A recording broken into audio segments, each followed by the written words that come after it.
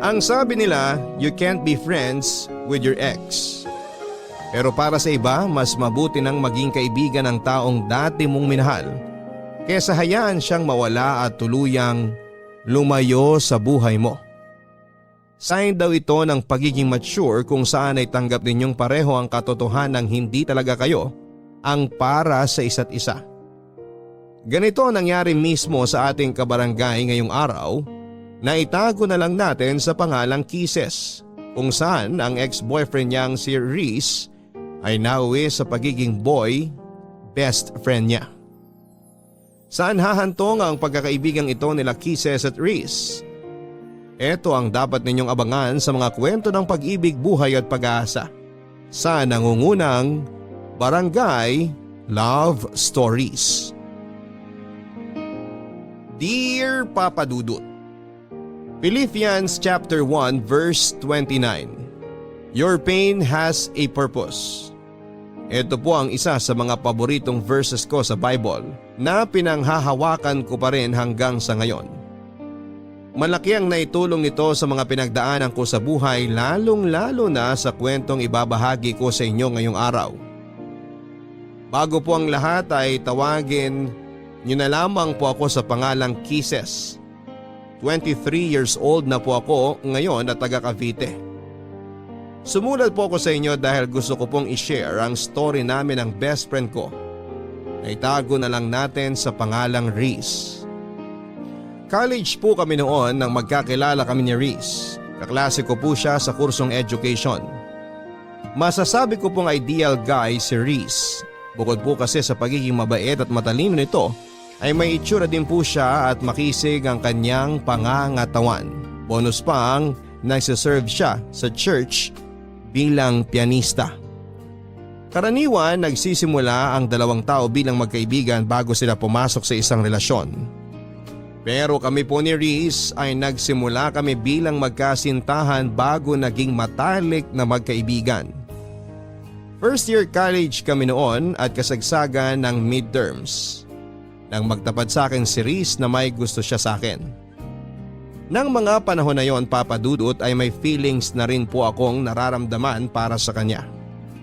Kaya matapos ang 3 buwan na panliligaw ay tinanggap ko siya bilang boyfriend. Ang problema nga lang ay masyado pa kaming bata noon. Immature pa kami kung mag-isip at bawat bagay na ginagawa namin ay nauuwi sa selosan.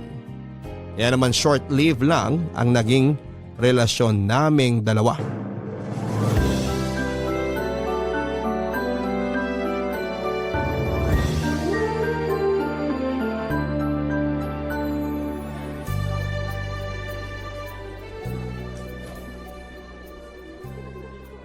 Reese, saan pala tayo kakain? Sa cafeteria na lang tayo siguro kumain. Bakit? Gusto mo bang lumabas? Kahit doon na lang tayo sa cafeteria. Nakakatamad din lumabas, ang init kaya. Tsaka kailangan nating pumasok na maaga sa next class natin. Di pa ako nakakapag-review para sa oral recitation mamaya. Oo nga no, may oral pala tayo mamaya. May kopya ka ba ng lesson natin kahapon? Meron, nasa flash drive ko. Gusto mo mag-review na lang tayo habang kumakain? O sige, mas mabuti pa yon. Ah, nga pala. Hindi ako makakasabay pag-uwi mamaya. Bakit? Nag-aya sila Eric eh. Birthday daw ng kapatid niya. Magiinom kayo? Magiinom sila, ako hindi. Marami pa akong gagawin mamayang gabi. Sige, enjoy kayo. Basta walang inom ha. Ako rin, late din naman ako makakauwi eh. Bakit? Anong gagawin mo? Nagpapasama si Jake, may ilalaka daw na papers. May kailangang ipapirma sa mga prof at kay Dean. Jake? Bakit? Di niya ba kayang gawin yung mag-isa? Kilala mo naman si Jake? Sobrang mahiyain na tao noon. Tsaka takot siya kay Dean. Alam mo naman si Dean, tingin pa lang, akala mo nangangain ng tao. Lagi na lang nagpapasama sa yung Jake na yan ah. Wala ba siyang ibang kaibigan? Baka mamaya pinopormahan ka na pala nun ha. Grabe ka naman mag-isip. Nagpapatulong lang naman yung tao. Nagpapatulong daw. Sabihin mo, may ibang motibo yan Jake na yan. OA ka ha. Alam naman niyang may boyfriend ako. Yun na nga eh. Alam niyang may boyfriend ka na tapos lapit pa siya ng lapit sa'yo. Nagsiselos ka ba? Harmless naman si Jake eh. Ikaw talaga sobrang malisyoso mo. Huwag mo na siyang samahan. Bakit naman? Eh nag-promise na ako sa kanya. Di sabihin mo busy ka o kaya may emergency, ganun. Di ka na naawa sa tao. Magpapapirma lang naman eh. Ang dali-daling magpapirma eh. Mabigat ba yung papel? Kailangan talaga may kasama siya? Riz, ayan ka na naman ha. Nagsisimula ka na naman. Nagsisimula ng ano? So ayaw mo? Mas gusto mong samahan si Jake? Eh bakit ba ayaw mo kay Jake? Ano, pagbabawalan mo na akong sumama sa mga kaibigan ko ngayon? Hindi kita pinagbabawalan. Sinasabi ko lang na ayaw kong dumikit-dikit ka dun sa Jake na yon. Kung sasama ka sa mga kaibigan mong babae, yon. Walang problema sa akin yun. Alam mo, sumusobra na yung pagiging siloso mo eh. Insecure ka ba sa sarili mo at lahat na lang ng tao pinagseselosan mo? O sige, kung gusto mo, di dun ka na sa Jake na yon. Mas importante pala yung taong yun kaysa sa akin eh. Riz, kaibigan ko lang si Jake. Sasamahan ko lang siyang magpapirma. Hindi naman tayo lalabas mamaya, di ba? Saka sabi mo pupunta ka kina Eric. Pinagbawalan ba kita? Hindi naman, di ba? Oh, bakit nadami si Eric dito? Ang sinasabi ko lang, hindi ako naghihigpit sa'yo. Okay lang sa akin kung sino mga kasama mo. Mag-inom ka, gumala ka. Walang problema sa akin. Sana ganun ka rin sa akin. Bahala ka nga. Doon ka na sa Jake mo. Napakasimpleng bagay ng hinihiling ko, di mo magawa. My gosh, Riz, para kang bata. Eh di ako na bata. Nawalan na ako ng gana kumain. Oh, ayan. Yan yung flash drive. Mag-review ka mag-isa. Pasama ka doon kay Jake. Riz naman! Oy! Saan ka pupunta? Sa library. Magpapalamig.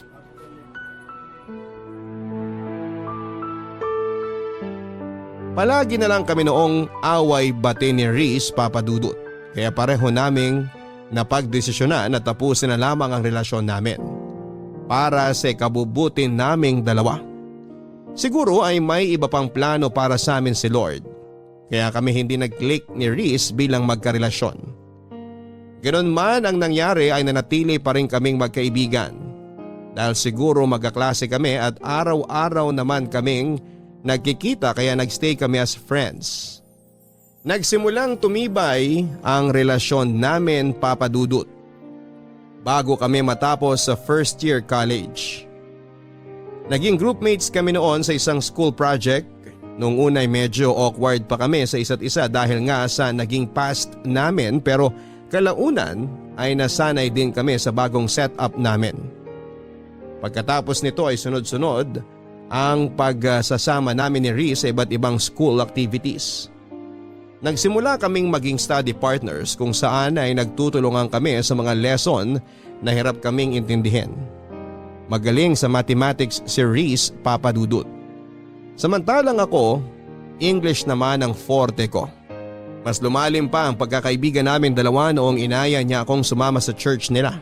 Doon ko lang na-realize na malapit din pala si Riz sa Panginoon. Simula noon ay naging parte na ng routine namin ang magkasamang umattend ng service sa church at sumali sa mga Bible study. Paminsan-minsan ay meron din kaming Bible study sa bahay namin, bahay nila at maging sa school kasama ang iba pa naming kaibigan. Naging hobby na rin naming pareho ang magsulat ng daily devotion na pareho naming binabasa tuwing katapusan ng buwan. Madalas nga ay nagugulat ako, Papa Dudut, dahil kasama ako sa devotions niya na siya namang ipinagpapasalamat ko sa kanya at pati na rin kay Lord.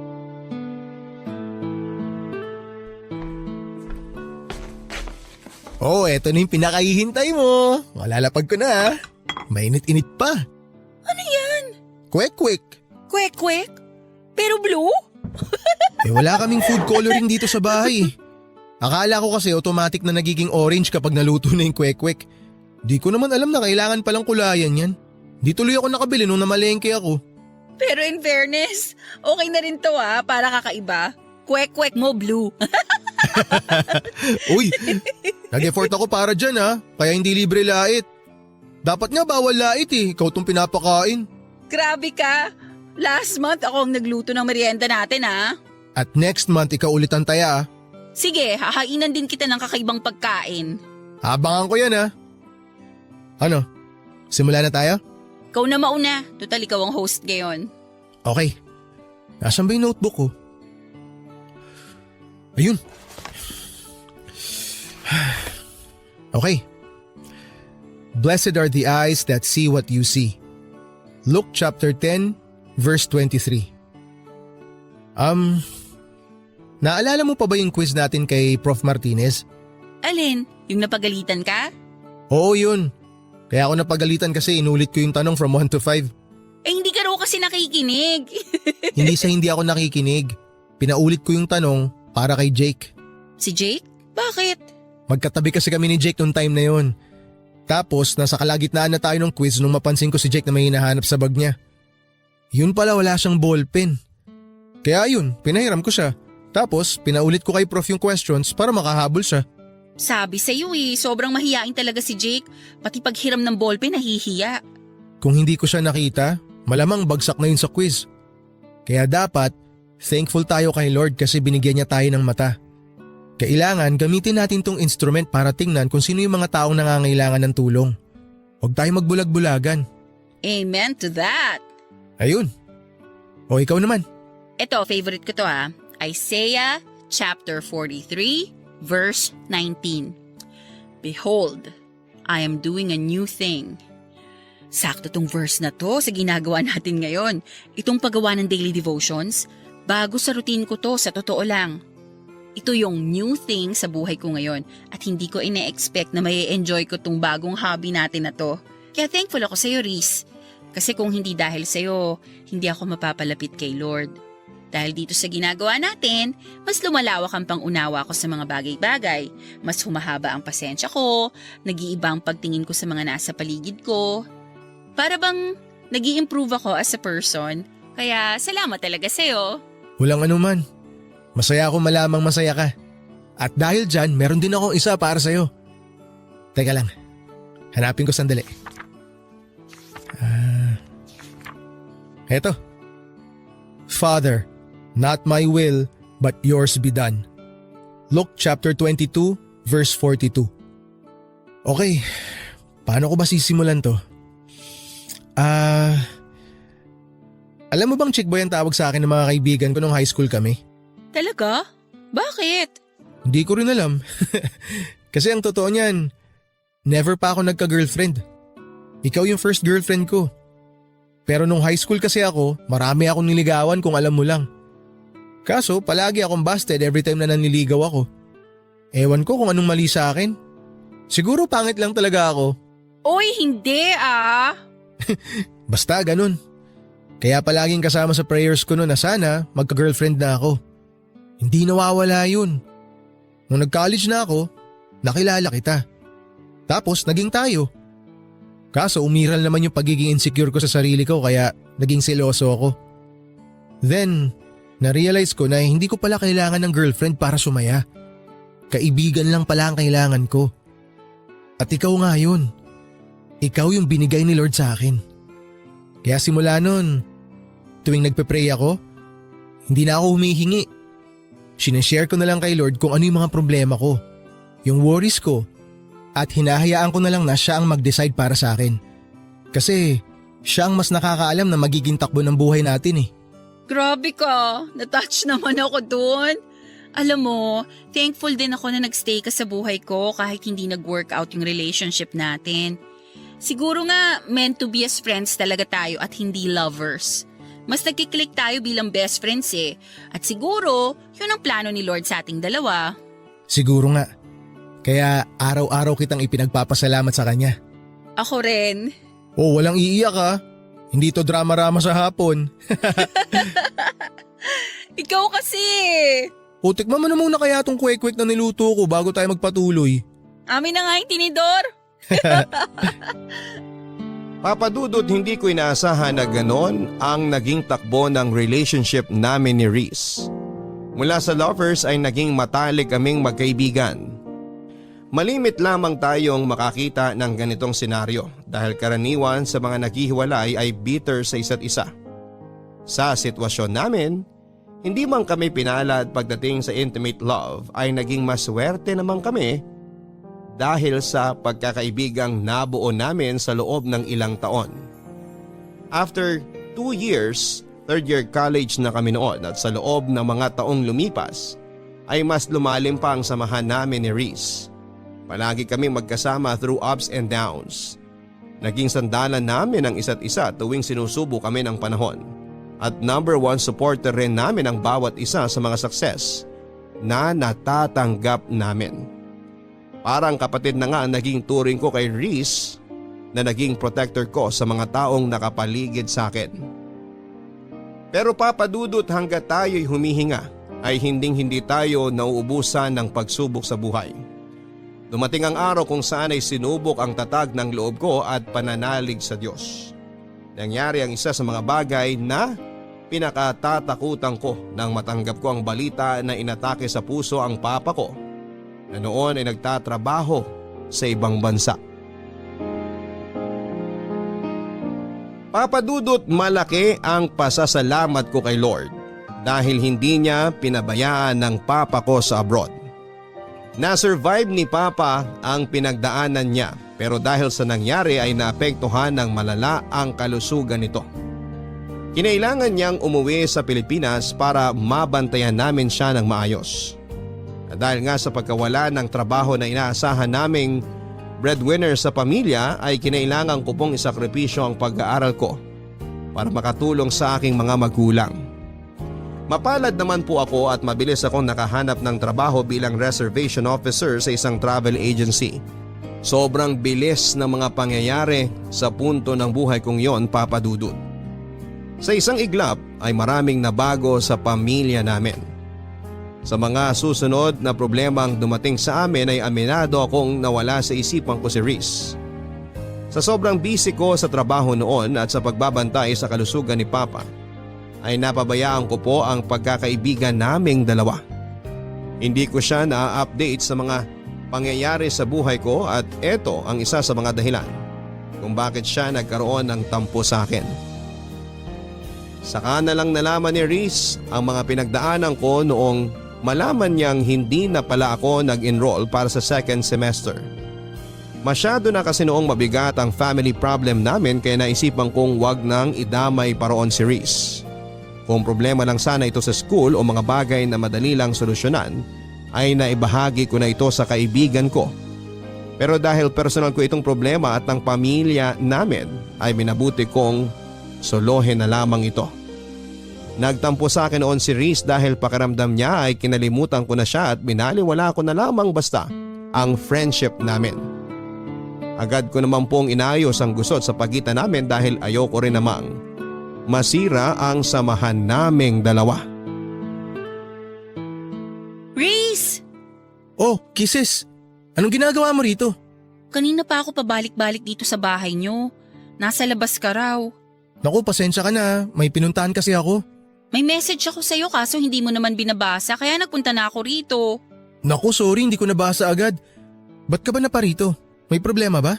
Gusto ko lang sanang mag-sorry. Alam kong nagtatampo ka sa akin kasi hindi ko nasabi sa'yo yung plano ko na mag-stop muna sa school. Alam mo, aminin ko, medyo nakakatampo nga yun. Nagulat na lang ako nung nalaman ko na hindi ka na pala mag-e-enroll para sa next semester. Para bang feeling ko na nabaliwala lang ako. 'Di ba? Lagi naman tayo nagsasabihan ng problema. Bakit ngayon hindi mo nasabi sa akin?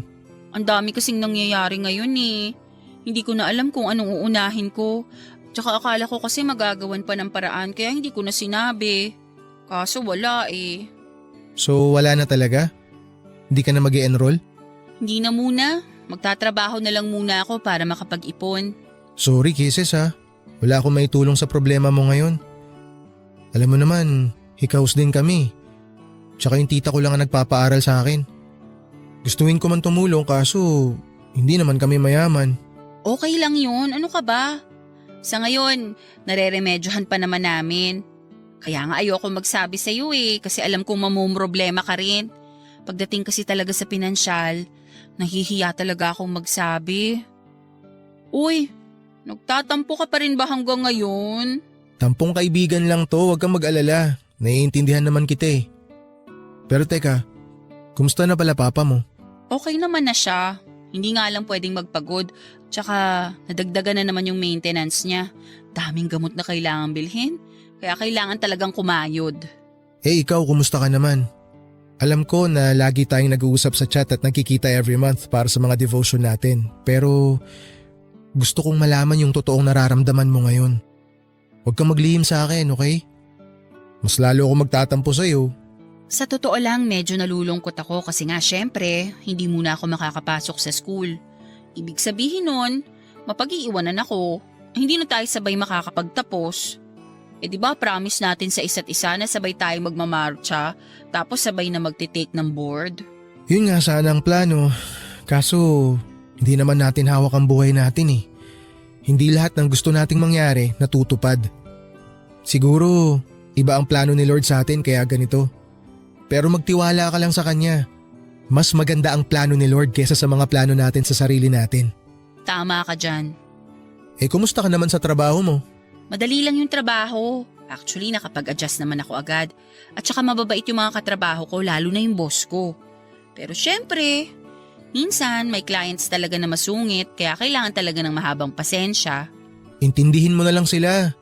Hindi natin alam kung ano pinagdadaanan nila eh. Alam ko naman yun. Tuwing may ganun nga ako na-encounter, iniisip ko na lang na para sa kinabukasan ko to. Tama yan, maganda yan. Mindset lang. Kaya ayusin mo ang trabaho mo. Kailangan mong bumalik sa pag-aaral. Magiging licensed teacher pa tayo. Oo naman, kaya huwag kang magmadali ha. Antayin mo ko. Siyempre, ikaw pa ba? Pero huwag ka ring magmadali. 'Di ba sabi nga, don't rush what God is taking time to prepare. Tiwala lang tayo sa timing niya. Tatandaan ko yan. Basta ako work. Tapos ikaw naman, pagbutihin mo yung pag-aaral mo ha. Okay po, Nay. O sige na, uwi na ako. Uwi ka na agad? Pasok ka muna sa bahay. May merienda ata sa loob. Meron ba? O sige, tara. After a year ay mabilis din namang naibalik ang dati sa pamilya namin. Dahil sa sipag at tiwala kay Lord ay unti-unti rin kaming naging financially stable. Hindi na rin po bumalik sa ibang bansa si Papa.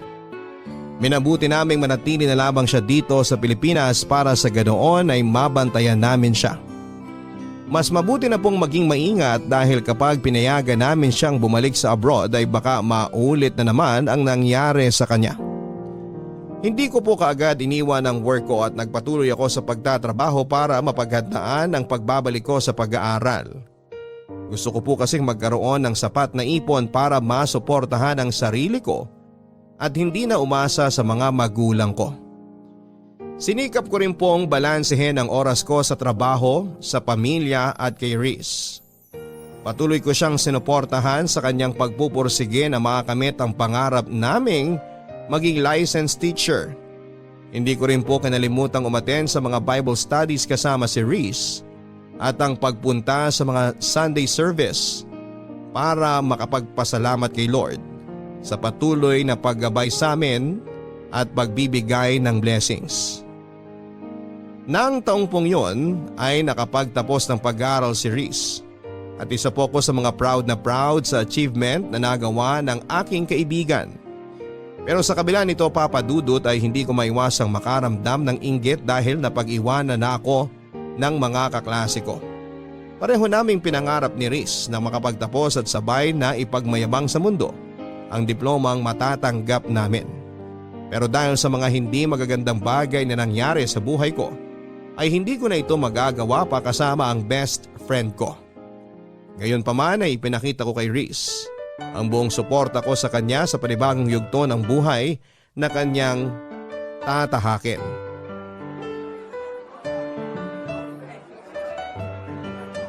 Ate Kisses! Nandito kami!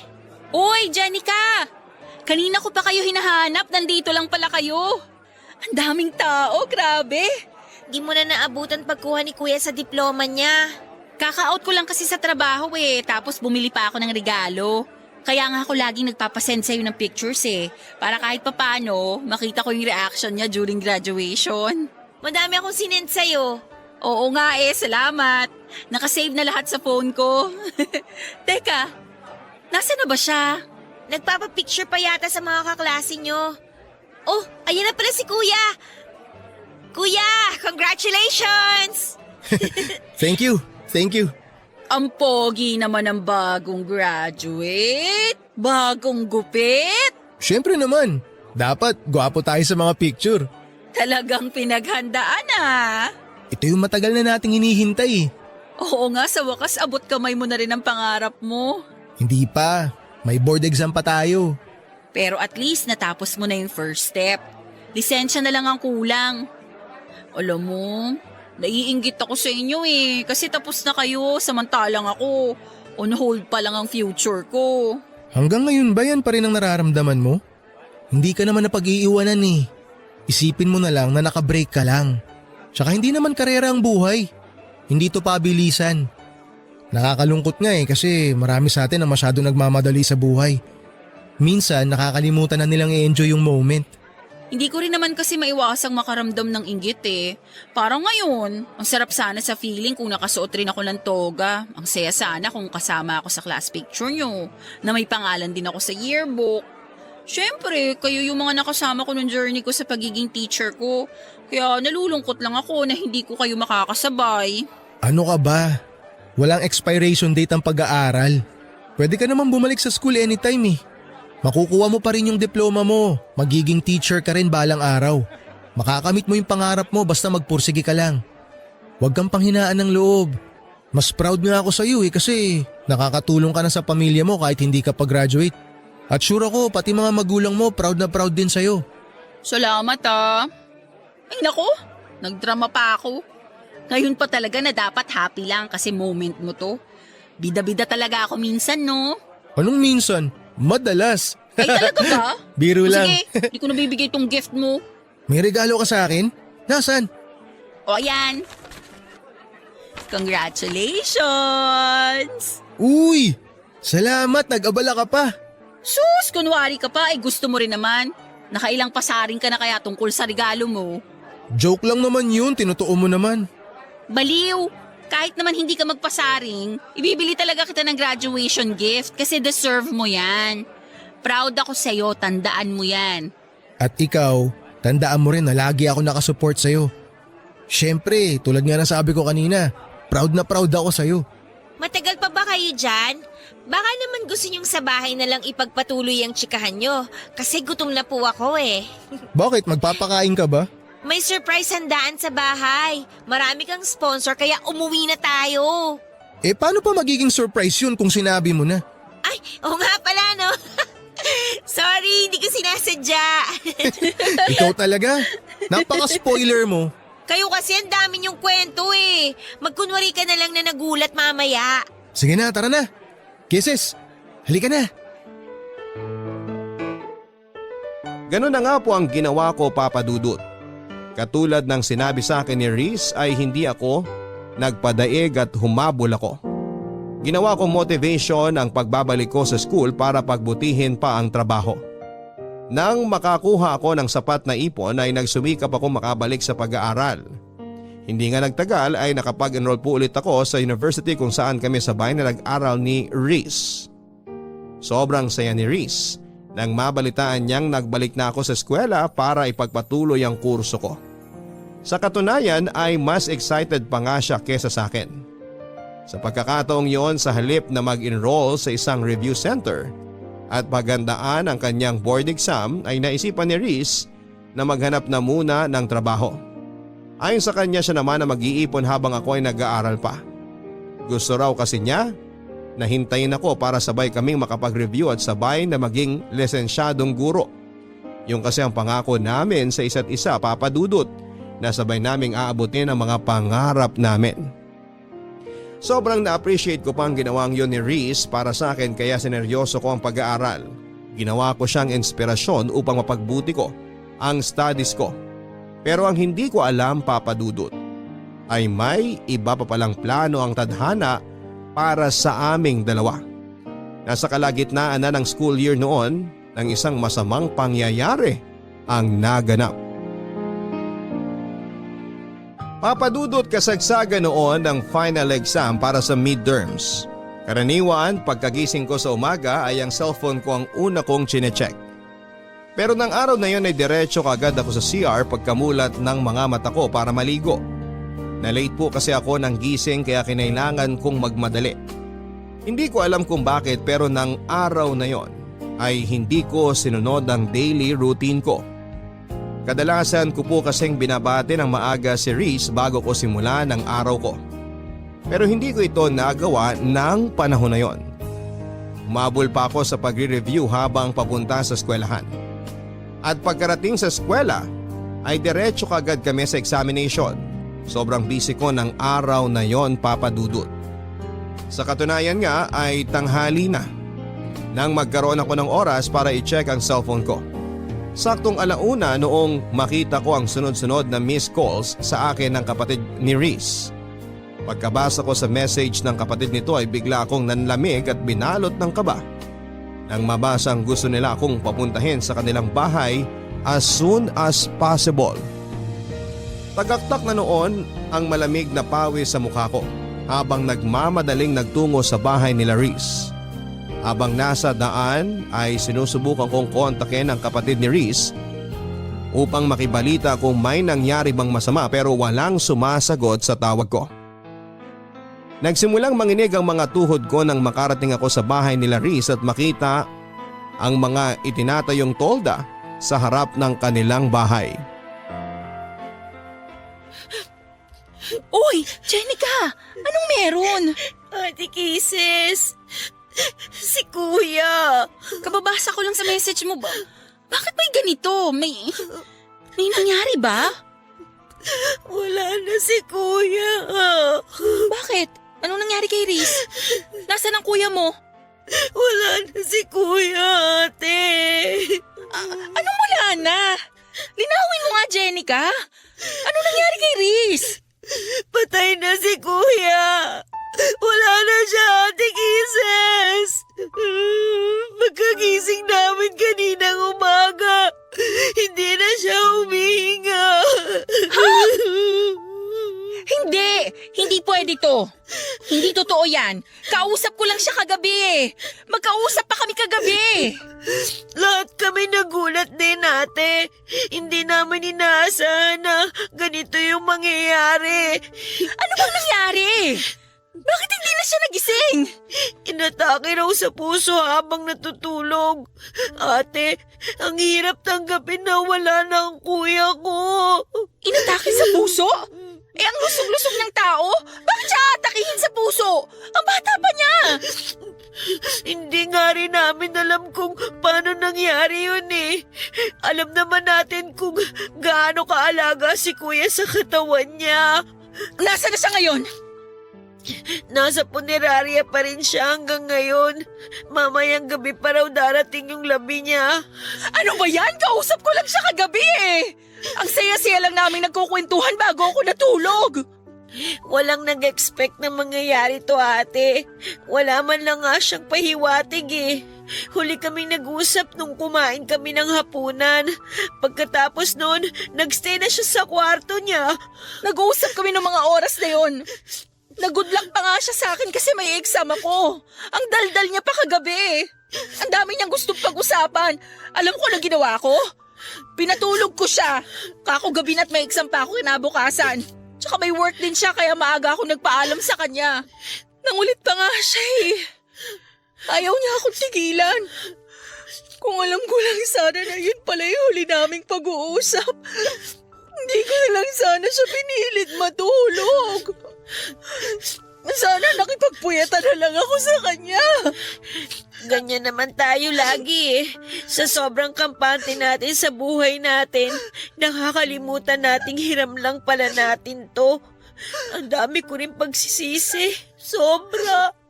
Sabi pa nga niya, ililibre niya ako pagkatapos ng exam ko kasi alam niyang hell week ko ngayon. Yun pala, mas malala pa to sa hell week ko. Nakwento rin niya sa akin yan. Sobrang busy ka raw kasi exam, kaya sobrang miss ka na niya. Alam mo ba kung ano huling message ng kuya mo sa akin? I love you. Anong sinagot mo sa kanya? Nag-I love you too ako. Mabuti na lang. Mabuti na lang sinagot ko siya pabalik kasi kung hindi, habang buhay ko yung pagsisisihan. Ang daya ng kuya mo. Bakit naman siya nang iwan ng ganito? Ang dami ba naming plano eh. Nangako siya na hihintayin niya ako makapagtapos para sabay kaming mag-take ng board. Nag-promise siya na ba panoorin pa niya akong magmarcha. Magiging teacher pa siya dapat eh. Ikaw na lang, ate, ang magpatuloy sa mga pangarap ni kuya. Alam kong gagabayan ka niya kahit wala na siya. Paano ko gagawin yun kung wala na yung kaisa-isang tao na nagbibigay ng inspirasyon sa akin? Porke ba wala na si kuya, titigil ka na? Tingin mo gugustuhin niya yon? Hindi ako titigil. Hindi ko alam kung paano ko haharapin ang mga susunod na araw ngayong wala na si Riz. Alam kong hindi ka niya pababayaan. Hindi ka rin pababayaan ni Lord. Si Lord? Siya na pinabayaan ang kuya mo? Bakit naman niya hinayaan na mangyari to kay Riz? May dahilan siya, ate. Huwag natin siyang sisihin sa nangyari. Eh sinong sisisihin natin? Wala. Kasi parte na ng buhay natin ang kamatayan.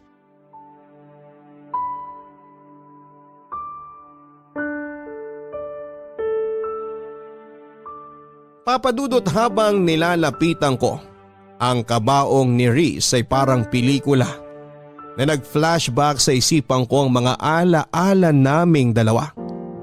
Simula noong una kaming nagkita, noong niligawan niya ako at noong mga panahong away-bati kami bilang mag-boyfriend at girlfriend. Bumalik ako sa mga panahong sabay pa kaming pumasok sa klase. Yung mga moment na magkasama kaming nagre-review para sa exam. Mga araw na pag-attend namin sa Bible studies at sa church para magpasalamat kay Lord. Isa na siguro sa mga alaalang hindi ko makakalimutan kay Riz ay ang mga ngiti sa mata nito habang nakatungtong sa stage, suot ang kanyang toga at hawak-hawak ang diploma niya. Napakabata pa niya para bawiin siya ng Panginoon sa mundong ito, papadudot. Marami pa siyang pwedeng gawin. Marami pa siyang pangarap sa buhay na gustong tuparin. Sobrang sakit lang na maaga akong nawala ng taong hindi ko lang itinuring na basta kaibigan, kundi isang pamilya na rin. Hanggang sa ngayon, papadudot ay hirap pa akong tanggapin ang nangyari. Hindi ko maiwasang manghinayang sa katotohanan ng isang hinaharap ang kailanman ay hindi na natin makikita ang kalalabasan. Bilang pagpapakita ng aking pagmamahal sa kaibigan ko ay iginugol ko ang buong free time ko sa bahay ni Riz. Isa ako sa mga nakipagpuyatan at nagbantay sa kanyang burol. Sinigurado ko rin na may balikat na maasasandalan ang mga kamag-anak na iniwan nito, lalong-lalo na ang kanyang mga magulang at kapatid. Kahit dito na lamang sa huling pagkakataon ay maipakita ko kung gaano ako nagpapasalamat kay Riz sa pagdating niya sa buhay ko.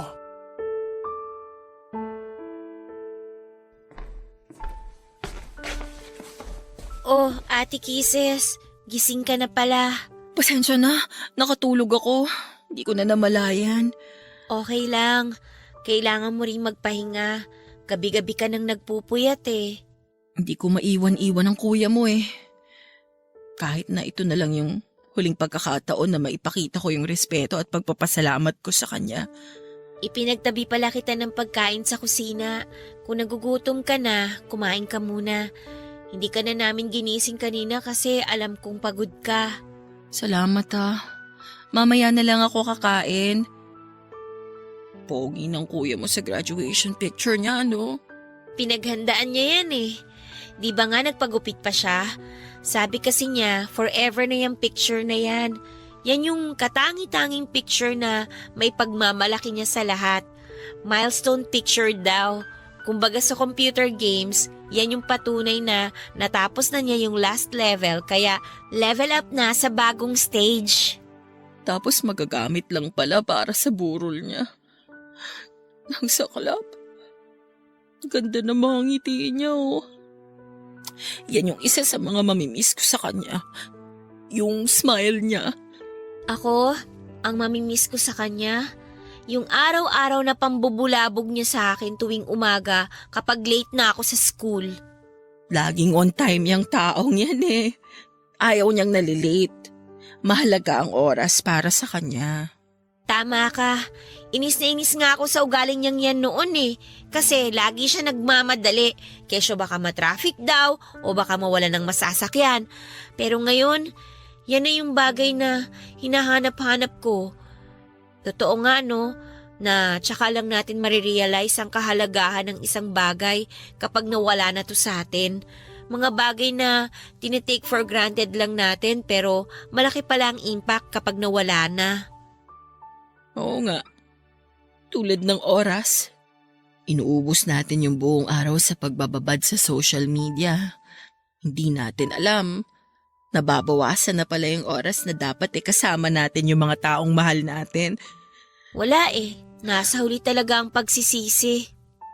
Alam mo, habang nagsusulat ako ng devotion kaninang umaga, sakto yung Bible verse na nabasa ko. Anong verse, ate? Philippians chapter 1 verse 29. Your pain has a purpose. Ilang oras akong nakatunganga lang sa verse na yan. Iniisip ko kung anong purpose ng pain na nararamdaman ko ngayon. Kaso, kahit anong isip ko, wala akong makitang rason kung bakit kailangan nating masaktan ng ganito. Siguro hindi pa natin makita yung rason ngayon kasi nga nagluluksa pa tayo. Pero lahat naman ng tao dumadaan sa pagsubok, di ba? Para mas tumibay, para matuto. Ang hirap lang kasing tanggapin. Hindi ko siya maiwasang tanungin kung bakit si Riz. Bakit siya pa? Worth it pa na mawala si Riz para lang tumibay ako? Para matuto ako? Kasi para sa akin hindi. Alam mo kung bakit? Kasi si Riz ang nagpapatibay sa akin. Dahil sa kanya, marami akong natututunan. Ang kuya mo ang dahilan kung bakit ako mas napalapit kay Lord. Pero sa nangyayari ngayon, hindi ko alam kung mananatili pa ba ako sa dating pananampalataya ko sa nakakataas Huwag mong questionin si Lord, ate. Kasi siya ang mas nakakaalam ng lahat kaysa sa atin. Isipin mo na lang, ang ubas kailangan pigain para maging masarap na wine, di ba? Kung hindi mo gagawin yun, hindi ka makakabuo ng wine. Ang mga nanay, kailangan nilang dumaan sa masakit na proseso ng panganganak bago nila makuha yung blessing na regalo ni Lord. Kayo ni Kuya, kayo ang best example ng Bible verse na binanggit mo. Naging kayo, nasaktan ninyo yung isa't isa, pero ano ba yung kinalabasan ng lahat ng yun? Naging mag-best friends kayo, di ba? Kaya tama nga na every pain and suffering na nararanasan natin talagang may rason. Sana nga worth it ang kapalit ng sakit na nararamdaman ko ngayon. Kasi kung hindi, habang buhay kong sisisihin si Lord sa ginawa niya. Ate, kailangan nating makaramdam ng pain para mag-grow tayo as a person. Siguro hanggang dito na lang talaga yung oras ni Kuya sa mundong to. Siguro ang purpose niya lang talaga para magabayan ka. Ginamit siyang instrumento para mas mapalapit ka kay Lord. Sa tingin mo ba, matutuwa si Kuya kapag nalaman niyang galit ka ngayon sa Diyos? Masisisi mo ba ako kung ganito ang nararamdaman ko ngayon? Alam kong masakit ang nangyari. Ako rin naman mas doble nga ang sakit sa akin kasi kuya ko yung nawala Pero hindi na maibabalik si kuya ng galit natin. Magalit man tayo sa mundo, magalit man tayo kay Lord, magalit man tayo sa lahat ng tao, hindi na mabubuhay pa si kuya. Kaya alisin mo na yung galit mo dyan sa puso mo, ate. Para na rin kay kuya.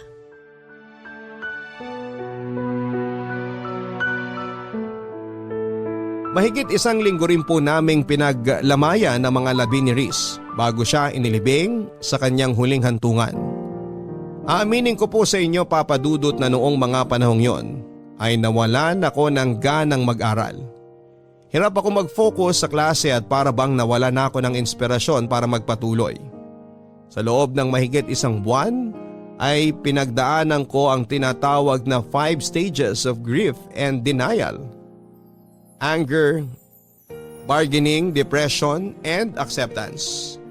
Aaminin ko po na nagalit ako sa nangyari kay Reese. Nagalit ako kay Lord kung bakit gano'n na lamang ang naging desisyon niya. Question ko siya kung bakit dahil hindi ko po talaga maintindihan na ang isang matalino, mabait at malusog na tulad ni Reese ay bigla na lamang mawawala. Sa mga panahong yon na lugmok ako, Papa Dudut, ay lumayo ang loob ko sa Panginoon. Aminado ako na dahil sa nangyari ay nawala na ang pananampalataya ko kay Lord. Papa Dudut, sa 5 stages of grief na nabanggit, ang pinakamahirap na siguro ay ang depression stage. Akala ko noon ay unti-unti ko nang natatanggap na wala na si Reese, pero dumating talaga ang mga moments, lalo na kapag nag-iisa ako at bumabalik sa alaala ko si Reese. Doon muling bumabalik ang sakit, Papa Dudut. Mugto na noon ang mga mata ko sa gabi-gabing pag-iyak. Isa sa mga naging coping mechanism ko ay ang pag-inom ng alak. Pagkatapos ng klase ay nagiinom ako para lamang makalimutan ang nangyari, para mabawasan ang sakit. Ito ang naging dahilan, Papa Dudut, kung bakit muntik nang masira ang pag-aaral ko. Kung nabubuhay lang sana si Reese noong mga panahong pinababayaan ko ang sarili ko, ay alam kong hindi niya magugustuhan ang nakikita niya. Paniguradong pagagalitan niya ako katulad ng lagi niyang ginagawa tuwing napapansin itong nawawalan na ako ng pag-asa. Lagi niyang sinasabi noon na kapag dumating ako sa puntong tila ba wala nang sagot ang problema ko at wala nang taong matatakbuhan ay lumapit lamang ako kay Lord. Pero sa pagkakataong yon, Papa Dudut, ay hindi po ako noon handang lumapit sa Diyos. Dahil nagtatampo pa ako sa nangyari kay Reese. Hanggang isang gabi ay dinalaw ako ni Reese sa panaginip ko. Masaya siya. Ang kislap sa mga mata nito ay katulad ng mga ngiti niya noong nag-graduate siya sa college. Kinausap niya ako sa panaginip ko, Papa Dudut, at sinabing kailangan kong magpatuloy. Kailangan kong magpakatatag. Hindi lang para sa sarili at pamilya, kung hindi para sa mga pangarap naming dalawa. Nangako siyang patuloy niya akong susuportahan at i-guide sa bawat hakbang na gagawin kahit na wala na siya sa tabi ko. Nagising akong luhaan at mabigat ang dibdib at mabilis akong nag-usal ng panalangin at nagpasalamat na sa kahit huling pagkakataon ay muli kong nakausap si Reese. Nang araw din na yun ay nagtungo ako sa church namin at doon ay bukas palad akong sinalubong ng church pastor namin na si Pastor Domingo.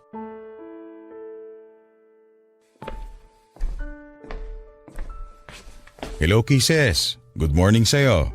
Good morning po, Pastor Domingo. Masyado po ata akong napaaga ngayon. Sakto lang ang dating mo pero mamaya pang service. Maupo ka muna rito. Magkwentuhan tayo sandali. Sige po, salamat. Kumusta ka na? Ngayon na lang ulit kita nakita rito ah. Oo nga po eh. Marami lang po kasi akong ginawa nitong nakaraang linggo.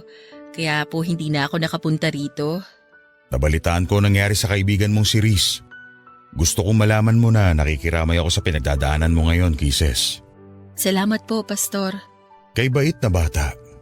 Naalala ko pa nung una mo siyang ipakilala sa akin. Sobrang bibo. Natuwa ako nung malaman ko na active din pala siya sa simbahan nila. At magaling pang gumamit ng organ.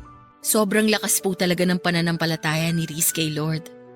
Kaya hanggang ngayon, hindi ko pa rin talaga lubos maisip kung bakit gano'n na lang ang sinapit niya. Parang napaka-unfair eh. Kung sino pa yung mabait, yung taong marami sanang maiaambag sa lipunan, yung taong maraming natutulungan, sila pa yung unang binabawi sa atin. Bakit hindi kunin ng Diyos yung mga kriminal, yung mga mamamatay tao dyan? Dapat kinuha niya yung mga taong hindi takot gumawa ng kasalanan kasi sila ang dahilan kung bakit sobrang dumi ng mundo. Walang pinipili ang kamatayan, Kisses. Pero sa tanong mo kung bakit nauunang mawala mga taong mababait, ito ang sagot ko dyan. Kasi maaga silang namulat. Marami na silang kabutihang nagawa sa puntong wala na silang kailangan pang patunayan sa Diyos. Kumbaga, tapos na yung journey nila. Hindi ko po kayo maintindihan. Sabihin nating may tanim kang kamatis. Alin sa mga bunga nitong unang pipitasin mo? Siyempre yung hinog, di ba? Kasi dumating na sila sa oras na kailangan na silang pitasin. Yung mga maiiwan, sila yung kailangan pa ng panahon para lumaki na maayos. Ang ibig niyo bang sabihin, kaya naiiwan ng mga masasamang tao dahil deserve nilang mabuhay ng mas matagal? Naiiwan ang mga masasamang tao kasi sila yung paulit-ulit na binibigyan ng chance ni Lord para magbago. Binibigyan sila ng oras para pagsisihan ng mga maling bagay na ginawa nila, para harapin ang bunga ng kasalanan ginawa nila. Katulad ng kamatis, kailangan pa nila ng panahon para magbago, at kung kailan hinog na sila, saka na lang sila makakabalik sa paraiso ng Diyos. Kaya nga po unfair, diba? Unfair para kanino? Para sa atin o para kay Reese? Para kay Reese. Kasi marami pa siyang pangarap na hindi niya mararanasan kasi maaga siyang binawian ng buhay. Sa tingin mo, mas maganda bang manatili dito sa lupa si Reese kesa sa paraiso ng Panginoon? Hindi ko po alam. Huwag ka malungkot dahil wala na si Reese. Ituring mo siya na mapalad dahil nasa langit na siya kasama ang Panginoon. Hindi niya na kailangan pa mag-suffer sa mundong ito na puno ng kasalanan. Magdiwang ka kasi nasa paraiso na siya, ang lugar na may panghabang buhay na kapayapaan. Sobrang miss ko na po talaga siya, Pastor. Gamitin mo ang mga alaala niya para magpatuloy. Mahirap ang mawala ng mahal sa buhay. Pero once na tinanggap mo na ang katotohanan nasa masayang lugar ng kaibigan mo, sigurado akong hindi na sakit ang magiging dulot ng mga alaala niya, kundi saya at pasasalamat na kahit sa maikling pagkakataon ay nagkakilala kayong dalawa. Lagi ko po yung tatandaan. Marami pong salamat, Pastor. Walang anuman. Gusto mo bang maging Bible reader sa susunod na linggo? Sige po. Pwede po ba? Oo naman, pwede. O siya, maiwan na kita rito ha. Kailangan ko pa mag-prepare para sa service natin. Maraming salamat po ulit, Pastor. Huwag mong hayaang sirain ng nararamdaman mo ang pananampalataya mo sa Diyos. Malalampasan mo rin lahat to. Magtiwala ka sa Kanya. Papadudot, muli akong nabigyan ng pag-asa nang makausap ko si Pastor. Tama ang mga sinabi niya at alam kong yun din ang bagay na sasabihin sa akin ni Reese kung nabubuhay pa siya, Papadudot. Unti-unti nga ay nakatungtong din ako sa acceptance stage. Sa mga sumunod na buwan ay tinanggap din ng sistema ko na wala na talaga si Reese. Mahirap pero kinailangan kong magpatuloy at ginamit kong motivation ang mga pangarap naming dalawa ni Reese.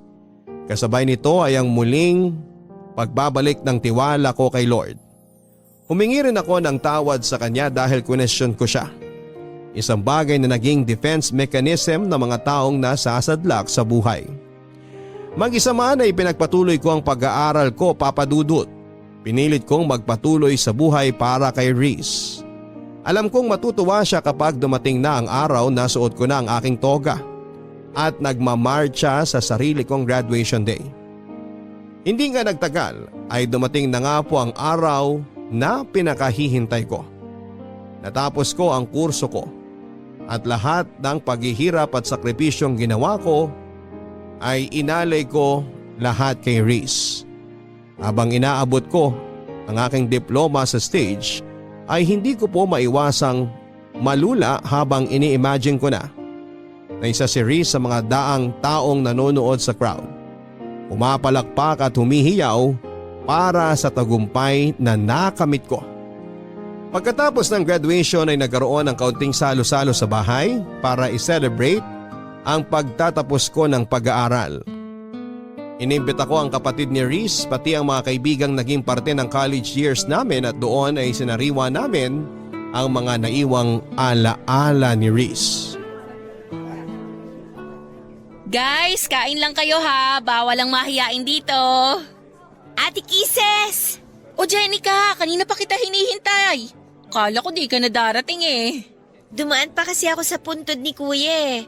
Ako na nagbalita sa kanya na graduate ka na. Talaga ba? Plano ko ring bisitahin siya bukas eh. Halika, kumain ka muna.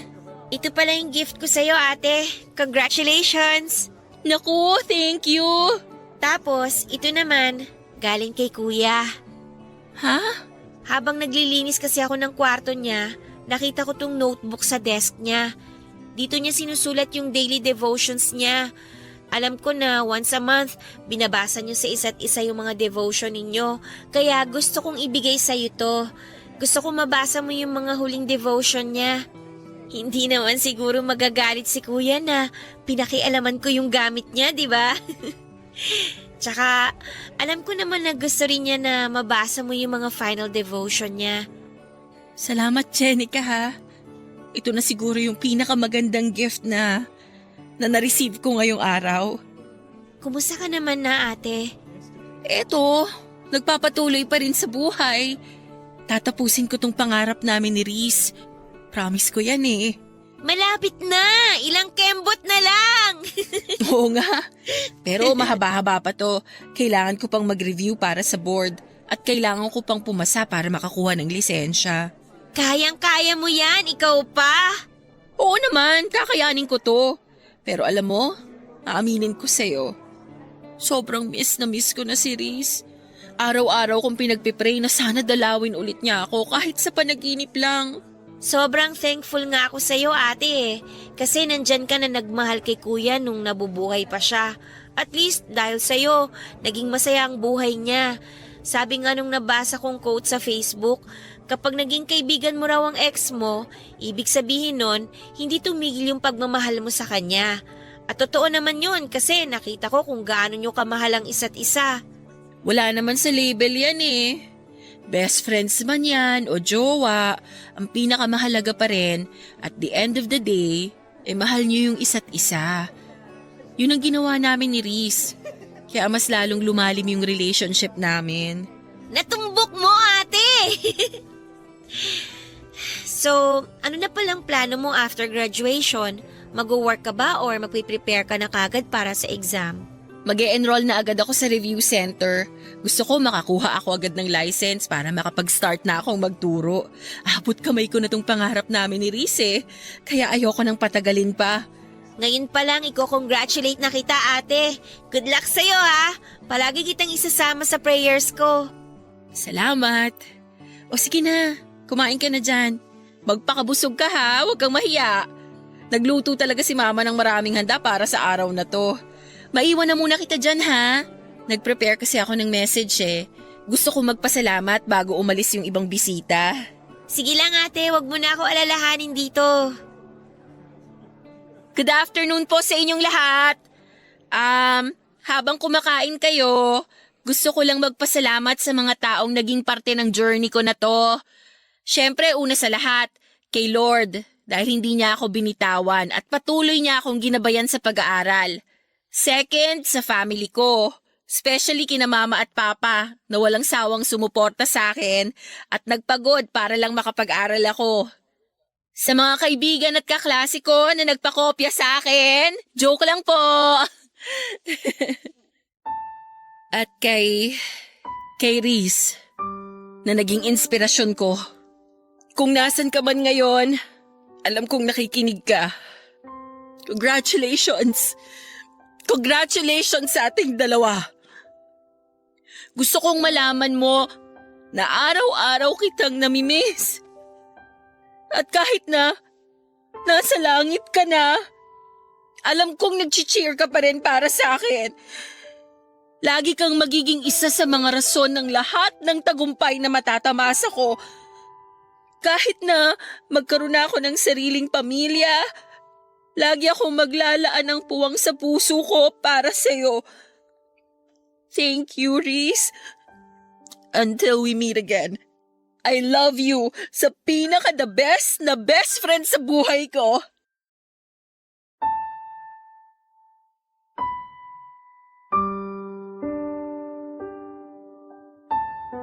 Papadudot, after graduation ay agad ako nag-enroll sa isang review center para makapag-prepare sa LET o Licensure Examination for Teachers. November noong 2019 nang maipasa ko ang board exam. Labis ang pasasalamat ko kay Lord nang makita ko ang pangalan ko sa listahan ng mga nakapasa. Magkahalong saya at lungkot ang naramdaman ko nang sa wakas ay isa na akong licensed professional teacher. Masaya ako dahil nakakamit ko na ang pangarap naming pareho ni Reese. Pero may kaunting lungkot din na nararamdaman dahil mag-isa na lamang akong nakaabot nito. Noong nahinto ako sa pag-aaral ay si Reese ang nagpatuloy sa pangarap naming makapagtapos. Ngayon naman ay turn ko na para ipagpatuloy naman ang nasimulan namin ni Reese. Ito ay ang makapagturo ng hindi lang impormasyon sa mga kabataan kundi magsilbing role model na rin at magtanim ng magagandang asal para sa mga susunod na henerasyon. Hanggang dito na lamang po ang aking kwento, Papa Dudut, at sana ay gawin din itong inspirasyon ng inyong mga listeners lalo na sa mga mag-aaral ngayon. Maraming pagsubok at balakid na ibabato si Lord sa ating buhay pero hindi niya ito ibibigay dahil gusto niya tayong pahirapan. Kung hindi ginawa niya ito para patibayan tayo sa pagharap ng panibagong yugto ng ating buhay. Ang inyong forever kapuso at kabarangay, Kisses. Totoo nga na hindi tayo bibigyan ng Panginoon ng mga pagsubok na hindi natin kayang lampasan. Si Kisses ang nagpatunay niyan ngayong araw. Nawalan man siya ng kaibigan pero nagpatuloy pa rin siya sa buhay hanggang sa maabot niya ang kanyang pangarap. Minsan mga kabarangay ay kailangan nating makaranas ng masasamang bagay sa buhay natin dahil ang mga bagay na ito mismo ang magbibigay sa atin ng kalinawan tungo sa tamang direksyon na dapat nating tahakin. Lagi nating tatandaan na tuwing tayo ay nalulugmok sa problema, lagi nandyan ang Diyos na handang gumabay sa atin. Hanggang sa muli, ako po si Papa Dudut sa mga kwento ng pag-ibig, buhay at pag-asa sa Barangay Love Stories #1.